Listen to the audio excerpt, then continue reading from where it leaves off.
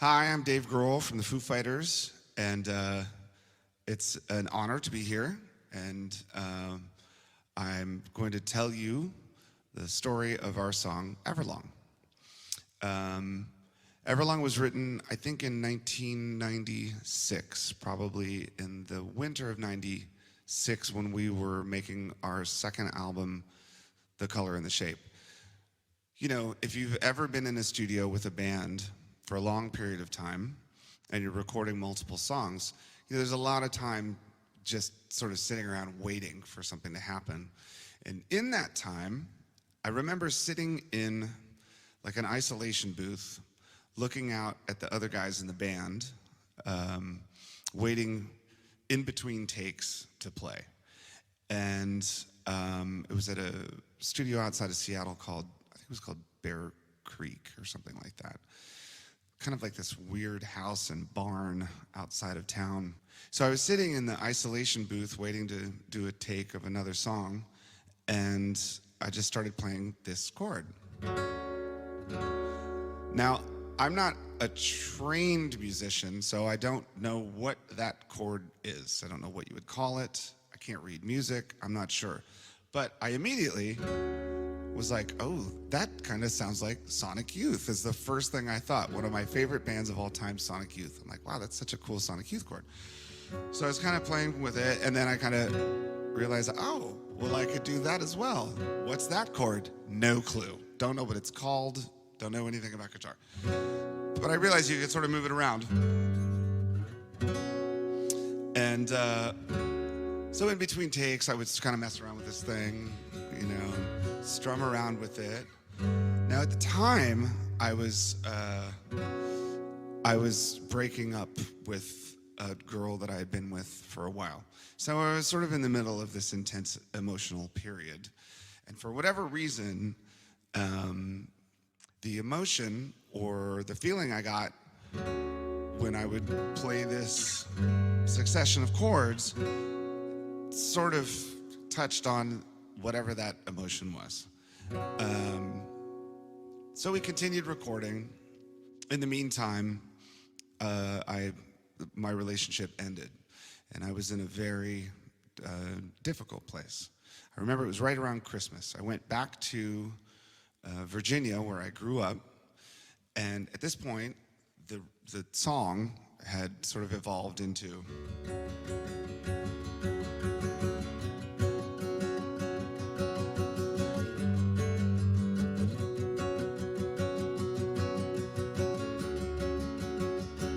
Now also, not to get too like muso-technical or whatever, because I'm not a trained guitar player, I actually look at this guitar, this instrument, like it's a drum set. So I look at the lower strings like kicks and snares, and I look at the higher strings almost as if they're cymbals. So the pattern in which I'm strumming, it's almost like a kick drum pattern, like do do da do da da do da do do da do da da da, like that. Anyway, so because of the emotional place I was in, I started writing the lyrics to this song, and they come from a real place. So the song started to come together, and I wanted to record it quickly so I didn't forget it. I had a friend named Jeff Turner in Washington, D.C., one of my old punk rock friends from the 80s.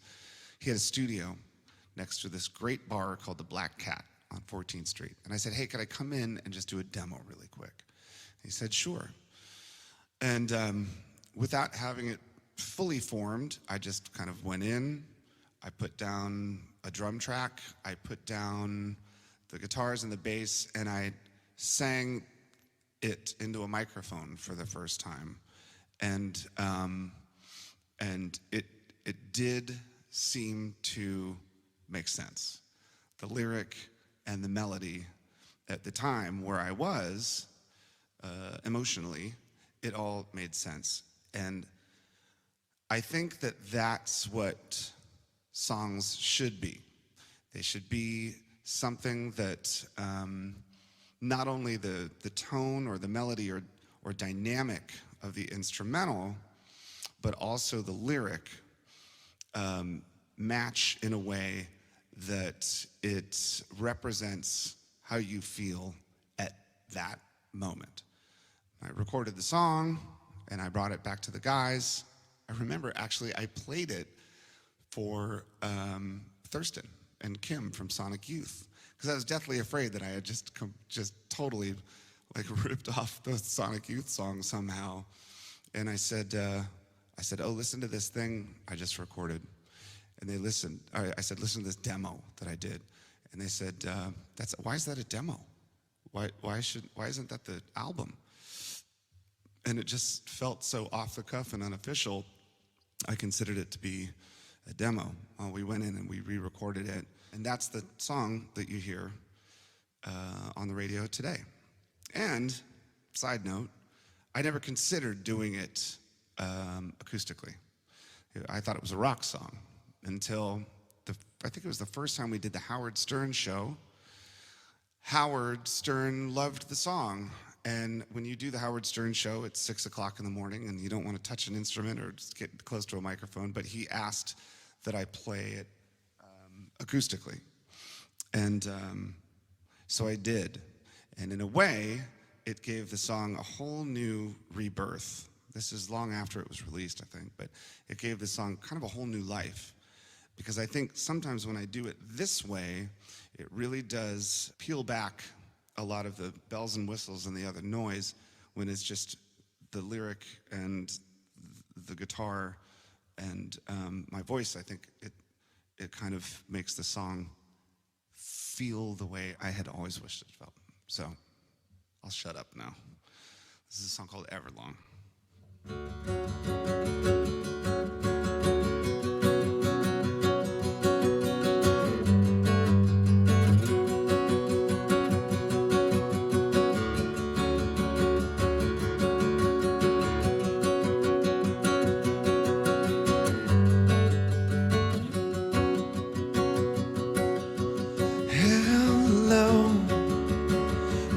Waited here for you,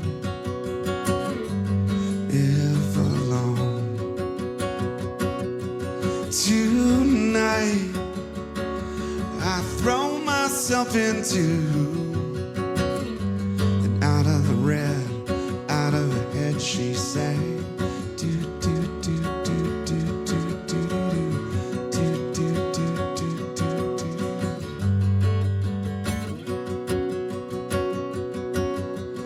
Come down and waste away with me, down with me.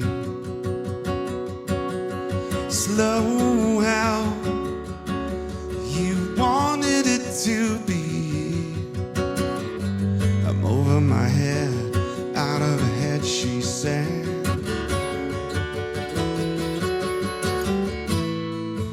And I wonder when I sing along with you if everything could ever feel this real forever, if anything could ever be this good again. The only thing I'll ever ask of you, gotta promise not to stop when I say when. She sang.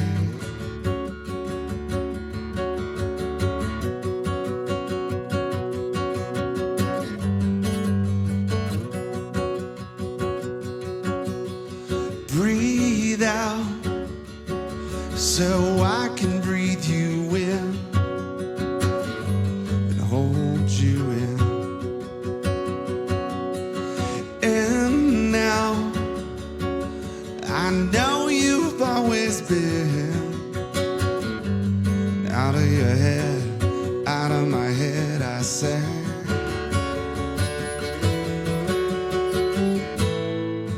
And I wonder when I sing along with you if everything could ever feel this real forever, if anything could ever be this good again. The thing I'll ever ask of you. Gotta promise not to stop when I say well. She said,